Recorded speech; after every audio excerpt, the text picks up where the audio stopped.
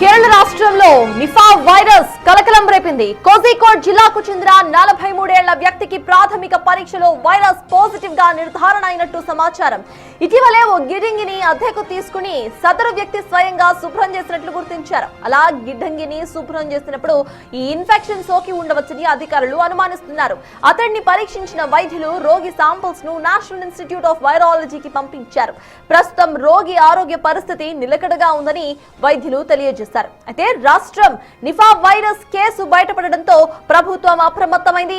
కోజికోడ్ జిల్లా కలెక్టర్ అధ్యక్షతన ప్రత్యేక సమీక్షా సమావేశం ఏర్పాటు చేశారు. ఎన్ఐవి పరీక్ష ఫలితాల ఆధారంగా కంటైన్మెంట్ జోన్లను ఏర్పాటు చేయడం, రాష్ట్రంలో ఆంక్షలు విధించడంపై నిర్ణయాలు తీసుకుంటామని అధికారులు తెలిపారు. రోగి పలువురితో కలిసి తిరిగినందున ఆరోగ్య శాఖ అధికారులు ఇప్పటికే కాంటాక్ట్ ట్రేసింగ్ ను సైతం ప్రారంభించారు.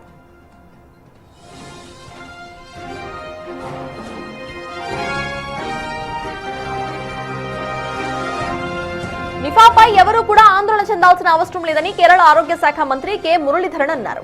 నిఫా సోకిందని అనుమానిస్తున్న సదరు రోగి మొదట చికిత్స కోసం పలు ప్రైవేట్ హాస్పిటల్స్ కు వెళ్లినట్టు తెలిపారు. ఈ క్రమంలో పలువురికి వైరస్ సోకే అవకాశం ఉందనే ఆందోళనలు వ్యక్తమవుతున్నాయని మంత్రి తెలిపారు. ముందస్తు జాగ్రత్త చర్యగా ఆ రోగితో సన్నిహితంగా మెలిగిన హాస్పిటల్ సిబ్బందిని క్వారంటైన్ లో ఉంచాలని ఆదేశించినట్లుగా మంత్రి తెలిపారు.